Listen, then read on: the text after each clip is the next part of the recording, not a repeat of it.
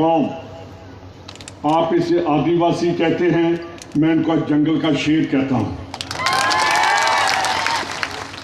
इन लोगों ने 13 अप्रैल को, अभी थोड़े दिन पहले, अंग्रेजों ने जलियांवाले बाग में जनरल डायर ने गोली चलाकर 500 से ऊपर पंजाबियों को शहीद किया था। और आपके यहां मैं जब पिछली बार 9 अक्टूबर को आया था 2023 को, वहां 1500 आदिवासियों को शहीद किया था। उस शहादत को देश नहीं भूल सकता। अगर अंग्रेजों की नींव हिलाई तो आदिवासियों की शहादत ने उनकी जड़ें उखाड़ दी अंग्रेजों की, अगर अंग्रेज बाहर नहीं जा सकता था। टोटा से आप बोलकर गए हैं, जो आदमी उस पवित्र जगह पर खड़े होकर, जो आपके गुरु गोविंद हैं, वहां खड़े होकर बीजेपी को गाली निकाल रहा था, वो आज बीजेपी के जूतों में बैठा है। इससे बुरी बात क्या हो सकती है? जो अपनी मां का नहीं बनता वो कभी किसी का नहीं बन सकता। आज मैं खड़ा हूं, मैं अपनी मां की बदौलत खड़ा हूं। अगर मां है तो हमारा जन्म, जो जिसने हमें जन्म दिया, अगर हम उसको धोखा दे देंगे तो हमें कभी परमात्मा भी माफ नहीं करेगा। भाइयों, कल प्रधानमंत्री जी जब परसों जो बोलकर गए, मेरे को दुख हुआ कि देश की आजादी के लिए जिस जन सिंह ने एक दिन भी जेल नहीं गई, एक दिन भी अंग्रेजों के अगेंस्ट बात नहीं की, वो आज देश की आजादी की बात करते हैं। मैं पूछना चाहता हूं कि आपने कहा कि जो बॉर्डर पर बैठे हैं किसान, उनको कहा गया ये देश के देश विरोधी हैं, ये आतंकवादी हैं, ये नक्सलवादी हैं। कल आपको भी बोलकर गया। मैं उसको कहना चाहता हूं, हिंदुस्तान को अगर कोई बचा रहा है तो जो कम गिनती है वो देश को आगे लेकर जा रहे हैं। मैं उसको पूछना चाहता हूं कि मोदी साहब, आप बॉर्डर पर नहीं कभी गए, आपने ना 65 की लड़ाई देखी, ना 71 की लड़ाई देखी। 65 की लड़ाई में डोटासरा जी वहां अमृतसर के बॉर्डर पर अटारी में अब्दुल हमीद था, वो मुसलमान था जिसने देश को बचाया, उसको देश के पाकिस्तान को आगे नहीं आने दिया। उसका जवाब कैसे मोदी देगा? यार, देश हमारा है। और जो अंडमान निकोबार की जेल है, मैं इसलिए आपको कहना चाहता हूं कि जो नौजवान आज मैंने देखे, इन नौजवानों में देश की, राजकुमार जी, इनमें देश को आगे बढ़ाने की मैंने जोश देखा आज। और सबसे ज्यादा, मैं और खोटलिया जी बात कर रहे थे, सबसे ज्यादा अगर डिसिप्लिन देखा कि आपकी कौम में देखा, कहीं और मैंने नहीं देखा। फैसला तो हो गया है। मेरे को दुख एक बात का है कि जिसको हमने CWC, कांग्रेस की सबसे बड़ी बॉडी का मेंबर बनाया, वो उस पार्टी को छोड़कर बेशर्मों की तरह उस पार्टी में चला गया जिसके जूतों में बैठकर उसको कुछ भी नहीं मिलेगा। हमने उसे अपने सिर का ताज बनाया था, अब वो वहां बैठेगा, यहां नहीं बैठेगा। उसकी एक गलती ने उसको सारी जिंदगी के लिए माफ कर खत्म कर दिया। यार, बीवी उसकी जिले की अध्यक्ष बन गई, प्रमुख, जिला प्रमुख, बेटा, भाई, और इनमें से कब बढ़ेंगे? अच्छा हुआ वो चला गया। आप प्रमुख भी इन्हीं से बनेंगे और चेयरमैन भी इन लोगों से बनेंगे। एक बात और मैं कहना चाहता हूं, जो आज लोग इस स्टेज पर नहीं आए, वो अपने आप को कांग्रेसी नहीं समझेंगे।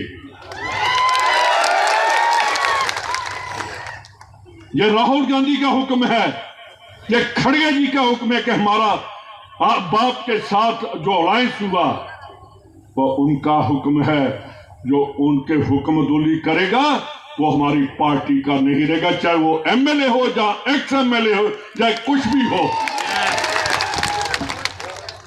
आप दोनों अध्यक्ष बैठे हैं, आप लेकर भेजेंगे। जो नहीं आए उनको कांग्रेस से हम दोनों बैठे हैं, हम निकालेंगे। आज देश को ईडी से डरने की जरूरत नहीं है। आपको क्यों नहीं डर? ये स्टेज पर बैठे इनको क्यों नहीं ईडी का डर? डर जो चोर होता है, चोर को डर होता है और किसी को डर नहीं। जो अपनी कौम को बेच सकता है वो कभी किसी का नहीं बन सकता, अपने बच्चों का भी नहीं बन सकता।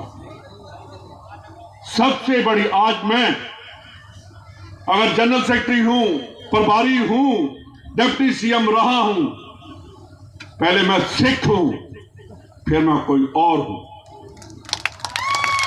जो अपने धर्म की रक्षा नहीं कर सकता, उसके कहने पर नहीं चल सकता, उसको जिंदा रहने का भी हक नहीं है। भाइयों, जैसे आप जो आवाज निकाल रहे हो, ये उसने भी निकाली थी, वो पता है ना आपको। और डुर्र के क्या करते हैं वो, पंजाब में भी डुर्र कहते हैं, पर हम लड़ाई करने के बाद कहते हैं डुर्र पकड़ लो। इसका मतलब यही है। आपने कहा ना रगड़ कर रख दो, रगड़ो। पंजाबी में कहते हैं कि रगड़ दे, इसको छोड़ना मत।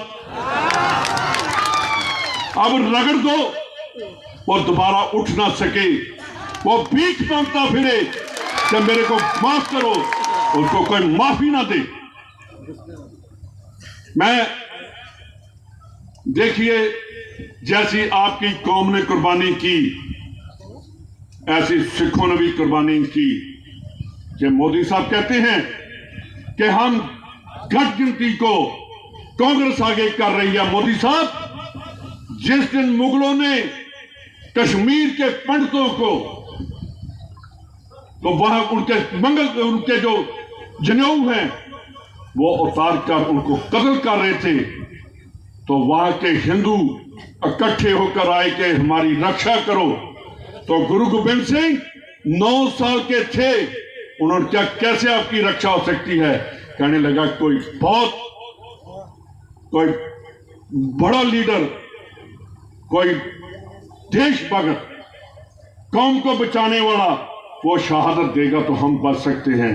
तो गुरु गोबिंद सिंह ने अपने पिताजी को कहा कि आपसे बड़ा कौन है? जब 9 साल के बच्चे ने अपने बाप को दिल्ली शहादत के लिए भेज दिया और उनका सर काट दिया उन्होंने, मुगलों ने, तो वो हिंद की चादर बने, वो पंजाब की चादर नहीं बने। मोदी साहब, आप इतिहास को पढ़ो, आप इतिहास के पन्ने देखो कि कुर्बानी जो सामने बैठे हैं इन्होंने की है। बीजेपी का एक नेता भी एक दिन जेल में नहीं गया। इनका चीफ मिनिस्टर, जिसको 25 सीएम कहते हैं, मुख्यमंत्री, वो भजन नहीं करता, वो खाता ही है। वो हेलीकॉप्टर में घूमता है और हेलीकॉप्टर में जो कुछ होता है सब कुछ खा जाता है।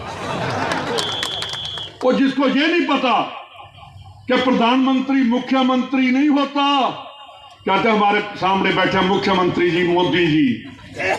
मोदी ने तो उसके लिए उसका काम खत्म कर दिया कि ये तो मेरे को नहीं पहचानता, लोगों को कैसे पहचानेगा।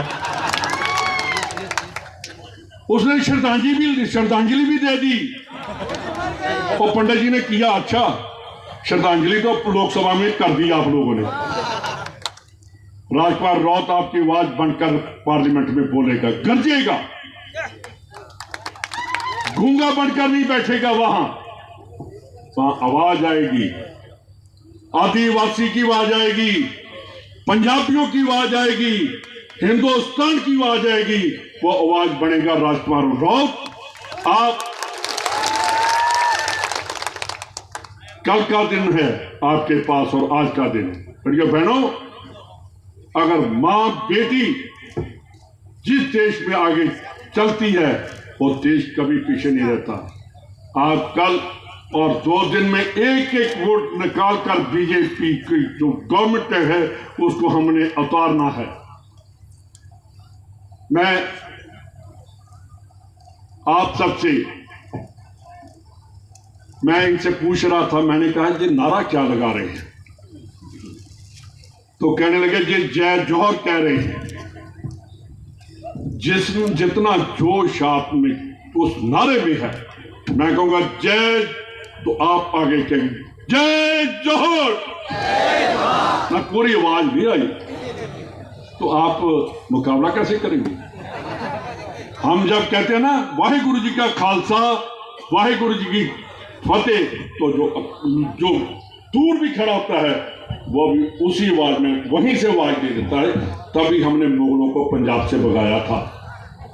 एक राजा हुआ है, वो है महाराजा रणजीत सिंह मोदी जी, जिसने अंग्रेजों की ईद नहीं मानी। पूरे हिंदुस्तान में नहीं, वर्ल्ड में अंग्रेजों ने किसी के साथ संधि नहीं की, घुटने टेककर पंजाबियों के साथ उसने संधि की थी। आप लोगों ने भी कभी ईद नहीं मानी। 26 को आप वोट डालकर 4 तारीख को तो नहीं, 6 जून को आकर आपके साथ हम मुबारकबाद करेंगे और आपके साथ खाना भी खाएंगे। बहुत बहुत धन्यवाद। जय हिंद।